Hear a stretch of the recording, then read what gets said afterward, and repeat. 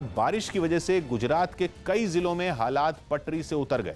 रिहायशी इलाकों पर बाढ़ की मार पड़ने से हजारों लोग अपने घरों से निकलकर सुरक्षित जगहों पर जाने के लिए मजबूर हो गए। पिछले 24 घंटे में गुजरात देश में सबसे ज्यादा बारिश वाला राज्य रहा। सौराष्ट्र के कई जिलों में बारिश ने बाढ़ का भयानक रूप ले लिया, और वो भी ऐसा रूप जिसने रोंगटे खड़े कर दिए। राजकोट जिले में तो बाढ़ ने इस कदर कहर बरपाया कि एक दो नहीं बल्कि 40 से ज्यादा गायें सैलाब के साथ बह गईं। यह हादसा उस वक्त हुआ जब उफान पर बह रही एक नदी का पानी आसपास के कई गांवों में घुस आया। इसके बाद तो जैसे सैलाब बेकाबू हो गया। 40 से ज्यादा गायों को उसने अपनी चपेट में ले लिया। राजकोट पर बादल जमकर बरसे, नदियों का पानी रिहायशी इलाकों में पहुंच गया। एक तस्वीर तो ऐसी सामने आई जिसमें एक कार को जैसे बाढ़ निगल गई। भारी बारिश से गलियों में स्विमिंग पूल बन गए। एक और तस्वीर में दिखा कि एक बच्चे ने जैसे ही अपने घर की दहलीज से बाहर कदम रखा, वो पानी में गिर गया। इसके बाद लोगों ने भागकर उसकी जान बचाई। राजकोट की तरह द्वारका जिले में भी हालात पटरी से उतर गए। वहां के एक बड़े मार्केट में जल भराव की वजह से दुकानों पर सुबह से ही ताला लटका नजर आया। जामनगर जिले के ऊंटवन बांध की तस्वीरों ने तो डरा दिया। जलस्तर खतरे के निशान से ऊपर जाने के बाद बांध के 3 गेट खोल दिए गए। सौराष्ट्र में कुल 13 ऐसे बांधों की जानकारी दी गई जो अब भी खतरनाक बने हुए हैं। जितने डैम के दरवाजे खुले जा रहे हैं, वहाँ के जो भी नदी तट के जो भी गांव है, वहाँ से लोगों को आवन जावन पर भी पाबंदी लगा दी गई है। सौराष्ट्र के जिलों पर एक तरफ कुदरत की मार पड़ रही है तो दूसरी तरफ रिहायशी इलाकों में आई बाढ़ के लिए प्रशासन को जिम्मेदार माना जा रहा है। आरोप तो यहां तक लग रहे हैं कि मानसून से पहले प्रभावित जिलों में नालों की साफ सफाई नहीं की गई, जिसका नतीजा अब सब भुगत रहे हैं। खुद जामनगर के महापौर को कई घंटों तक अपने घर में कैद रहना पड़ा। मतलब जिनका काम ये देखना है कि शहर में कहीं जलभराव ना हो, वो खुद जलभराव की वजह से अपने घर में ही फंस गए। जामनगर में मानसून से पहले नालों की कितनी साफ सफाई हुई, ये तो पिछले कुछ घंटों में ही साफ हो गया। जामनगर के हजीरा इलाके में कमर से ऊपर तक पानी भर गया। लोग तैर कर सुरक्षित जगहों पर जाने की कोशिश करते नजर आए। इसी इलाके से आई एक तस्वीर में कई ट्रकों को पानी के बीच फंसे हुए देखा गया। कई इलाकों में तो भारी बारिश का पानी ही बाढ़ की वजह बन गया। मतलब इन इलाकों में किसी नदी का पानी घुस आने से बाढ़ नहीं आई, इन इलाकों में तो बाढ़ किसी और वजह से आई। आरोप है कि नालों की सफाई नहीं होने की वजह से जामनगर में पिछले साल की तरह इस साल भी कई रिहायशी इलाके बारिश की भेंट चढ़ गए। कुछ इलाकों में उफान पर बह रही नदियों ने भी कहर बरपाया। एक ऐसे ही इलाके में दरेड के खोडियार मंदिर ने जल समाधि ले ली। एक तस्वीर तो ऐसी आई जिसमें पूरा भवन डूबा हुआ नजर आया। नदियों में आई बाढ़ की वजह से जामनगर जिले में 3 हाईवे ठप हो गए।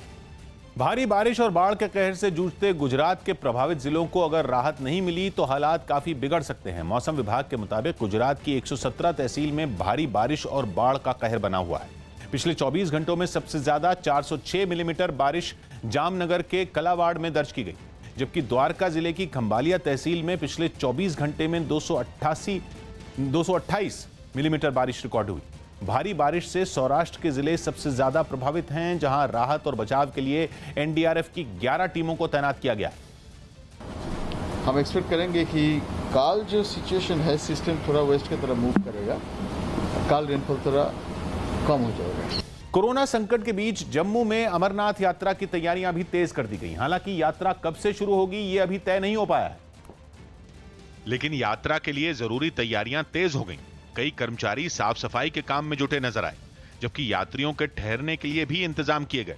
अमरनाथ यात्रा के लिए बनाए गए कैंप में लोगों को कोरोना वायरस से बचाने के लिए केमिकल का छिड़काव भी किया गया। तैयारियों में जुटे अधिकारियों ने जल्द यात्रा के शुरू होने की उम्मीद जताई। और जो भी एमएच की हमें गाइडलाइन आएंगी उसके मुताबिक हम लोग ये काम करेंगे। इसके साथ ही यात्रियों की सुरक्षा के लिए भी विशेष इंतजाम किए गए। कैंप के बाहर पुलिसकर्मी तैनात दिखे, जबकि कई अधिकारी भी पुलिस वालों से हालात के बारे में जानकारियां लेते नजर आए। ऐसा इसलिए किया गया क्योंकि जम्मू कश्मीर में सुरक्षा बल की कार्रवाई से बौखलाए आतंकी अमरनाथ यात्रा को निशाना बनाने की कोशिश में। खुफिया एजेंसियों के मुताबिक आतंकी संगठन जैश-ए-मोहम्मद अमरनाथ यात्रा के दौरान बड़ा आतंकी हमला कर सकता है और इसके लिए वो पुलवामा हमले की तरह ही एक गाड़ी में विस्फोटक लगाकर हमला करने की साजिश रच रहा है। बताया गया कि पिछले 2 महीनों में सुरक्षा बल पर हुए हमलों की जांच के दौरान आतंकियों के इस प्लान के बारे में पता चला, जिसके बाद इस साल सिर्फ बालटाल के रास्ते होने वाली अमरनाथ यात्रा के लिए सुरक्षा इंतजाम बढ़ा दिए गए। ये जो सुसाइड बॉम्बिंग आतंकी संगठनों ने कश्मीर में किया है उसका उन्हें फायदा भी मिला है। यही वजह है कि इस बार भी अमरनाथ यात्रा पर उन्होंने इसी तरीके का खौफनाक हमला करने का प्लान बनाया है।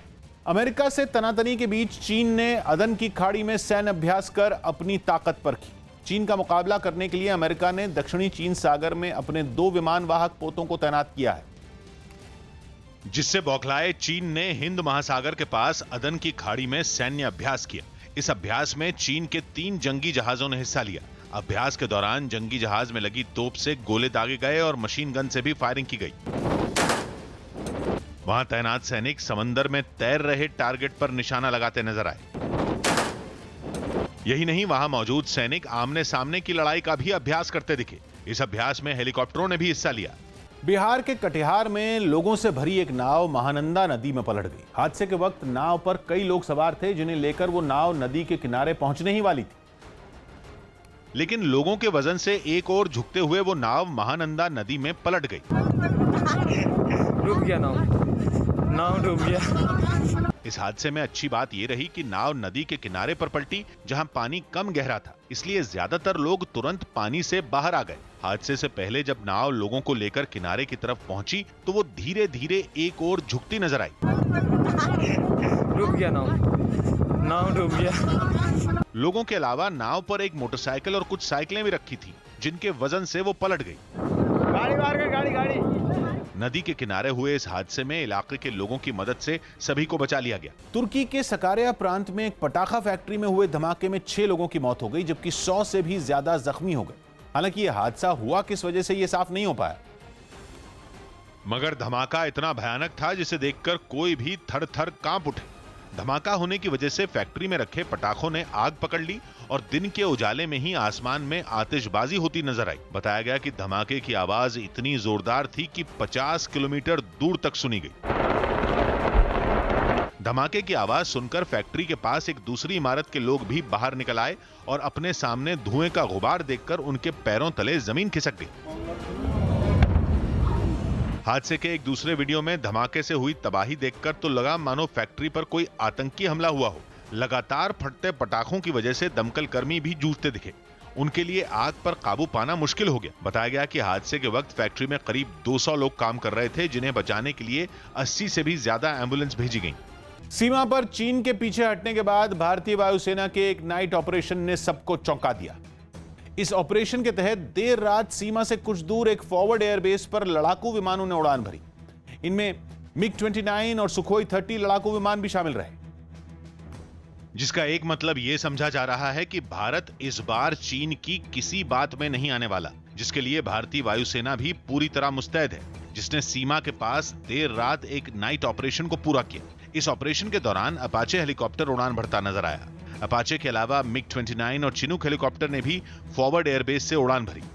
हम जितने वायु योद्धा यहाँ पे हैं, सबका मनोबल बहुत ऊंचा है, आसमान से भी ऊंचा है। नाइट ऑपरेशन की तरह सूरज निकलने के बाद भी फॉरवर्ड एयरबेस पर लड़ाकू विमानों को गरजते हुए देखा गया। अपनी तैयारी परख रहा है सुखोई 30। इस समय हिंदुस्तान के पास जितने भी फाइटर एयरक्राफ्ट हैं, उनमें सबसे ज्यादा खतरनाक यही है। 80 टन वजन के साथ उड़ने की क्षमता रखने वाले C-17 ग्लोब मास्टर विमान ने भी फॉरवर्ड एयरबेस पर उतरकर अपनी ताकत दिखाई। ग्लोब मास्टर आप देख सकते हैं इस वक्त तस्वीरों में फॉरवर्ड एयरबेस पर यहाँ पर लैंड कर रहा है और 80 टन एक साथ इसमें सामान जा सकता है। म्यांमार के बगान शहर में 11वीं से 13वीं सदी के बीच बने 3500 से भी ज्यादा बौद्ध स्तूपों, मंदिरों और दूसरी धरोहरों की सुरक्षा के लिए सैकड़ों जवान तैनात कर दिए गए। कोरोना वायरस की वजह से बगान में पर्यटन स्थल वीरान है। ऐसे में सैकड़ों साल पुराने खजाने पर लुटेरे नजर गड़ाए बैठे, जिनसे दो हाथ करने के लिए सूरज ढलते ही पुलिस के सैकड़ों जवान बगान के 5000 हेक्टेयर से भी बड़े इलाके में फैल गए। इतने जवानों की टुकड़ी देखकर ऐसा लगा मानो वो जंग के मैदान में दुश्मन से लोहा लेने जा रहे हों। कभी पर्यटकों से गुलजार रहने वाले मंदिरों और स्तूपों में चप्पे चप्पे पर हथियारबंद पुलिस पहरा देती नजर आई। रात के अंधेरे में मंदिरों के अंदर और बाहर जवान चौकन्ने खड़े दिखे। बगान में मंदिरों के बाहर दुकान लगाने वाले लोग चोरी की घटनाओं से गुस्से में दिखे। पंजाब के अमृतसर और लुधियाना समेत कई शहरों में अकाली दल के कार्यकर्ताओं ने तेल की बढ़ी कीमतों के खिलाफ प्रदर्शन किया। प्रदर्शनकारियों ने तेल की बढ़ी कीमतों के लिए राज्य की कैप्टन सरकार को जिम्मेदार ठहराया। और अकाली दल के कई कार्यकर्ताओं ने अमृतसर में भी पंजाब सरकार के खिलाफ जोरदार प्रदर्शन किया। प्रदर्शन करने के लिए कई लोग काले झंडे लेकर पहुंचे और बीच सड़क पर बैठकर उन्होंने काफी देर तक हंगामा किया। साथ ही प्रदर्शन के लिए एक ट्रैक्टर ट्रॉली से एक स्कूटर को उतारा गया और कुछ कार्यकर्ताओं ने उसे कंधों पर रखकर चलना शुरू कर दिया। इस तरह स्कूटर की नकली शव यात्रा निकालकर भी तेल की कीमतों के खिलाफ विरोध जताया गया।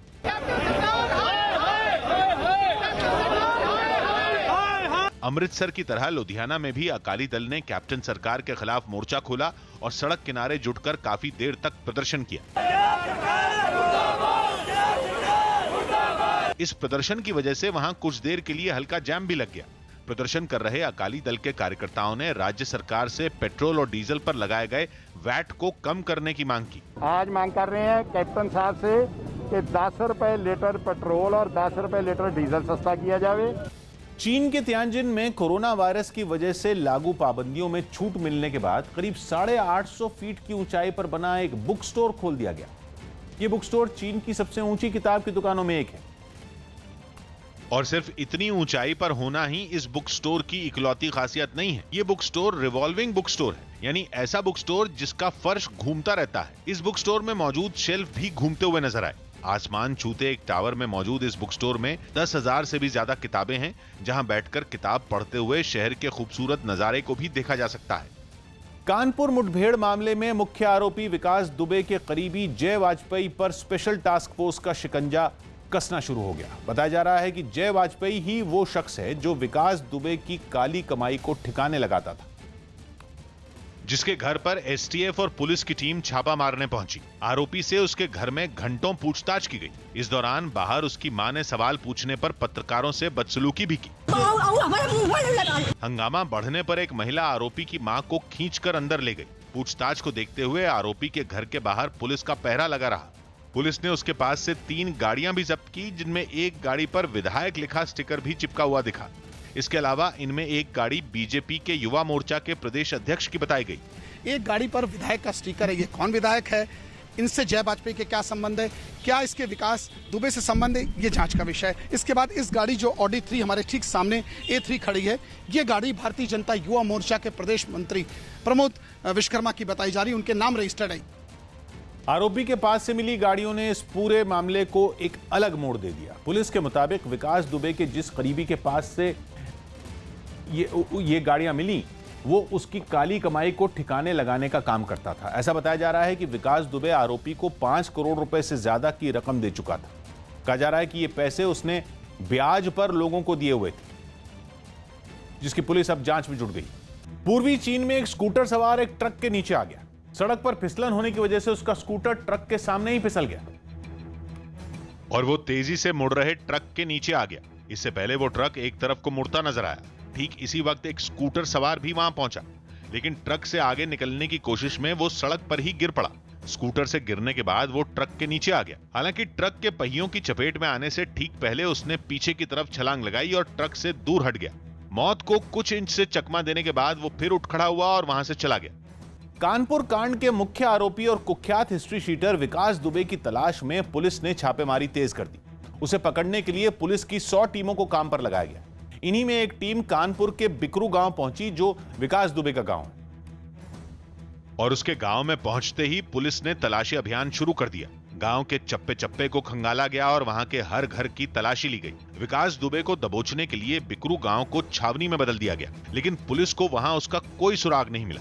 हालांकि इसी तलाशी अभियान में पुलिस को बंद पड़े कुछ मकानों के अंदर से देसी बम जरूर मिले। पुलिस ने आगे की जांच के लिए उन बमों को अपने कब्जे में ले लिया। बिकरू गांव में उसका इस तरीके का काला साम्राज्य था कि हर कोई उसकी मदद करने के लिए तैयार था। हर किसी की छत पर बम थे, हर किसी की छत पर असलहे थे। कानपुर कांड के फरार आरोपी विकास दुबे की तलाश के लिए पुलिस की कुछ टीमों ने यूपी के और भी कई इलाकों में अभियान चलाया, ताकि किसी भी कीमत पर 8 पुलिसकर्मियों की हत्या के आरोपी को पकड़ा जा सके। पुलिस को ऐसी भी खबर मिली थी कि विकास दुबे कानपुर से भागकर बिजनौर में छिपा हो सकता है। इसलिए बिजनौर में भी पुलिस ने उसको पकड़ने के लिए बड़े पैमाने पर अभियान चलाया। बिजनौर के कई इलाकों में हथियारबंद पुलिस के जवान विकास दुबे को पकड़ने के लिए तैनात नजर आए। हालांकि उसके बिजनौर में होने की खबर भी कुछ देर में ही हवा हो गई। चेकिंग की गई शाम तक और ये गलत पाई गई सूचना। विकास दुबे की तलाशी के लिए यमुना एक्सप्रेसवे पर भी पुलिस ने अभियान चलाया। वहां से गुजरने वाली हर गाड़ी की तलाशी ली गई। मास्क पहनकर कहीं वो पुलिस को चकमा न दे दे, इसलिए गाड़ियों में सवार लोगों के मास्क उतरवाकर उनका चेहरा भी देखा गया। यमुना एक्सप्रेसवे के ही एक टोल प्लाजा पर विकास दुबे के बड़े बड़े पोस्टर लगे भी नजर आए, ताकि लोग उसका चेहरा अच्छी तरह पहचान जाएं और उसके बारे में पुलिस को खबर कर सकें। लेकिन लंबे तलाशी अभियान के बाद भी कुख्यात हिस्ट्री शीटर पुलिस के हत्थे नहीं चढ़ा। इस बीच सूत्रों से पता चला कि कानपुर से भागने के बाद विकास दुबे के दिल्ली एनसीआर में छिपे होने की संभावना है और इसीलिए यूपी पुलिस की 2 टीमें उसे पकड़ने के लिए दिल्ली में मौजूद हैं। सूत्रों ने यह जानकारी भी दी कि दिल्ली में ही विकास दुबे आत्मसमर्पण भी कर सकता है, इसलिए पुलिस ने दिल्ली की अदालतों के बाहर सुरक्षा सख्त कर दी।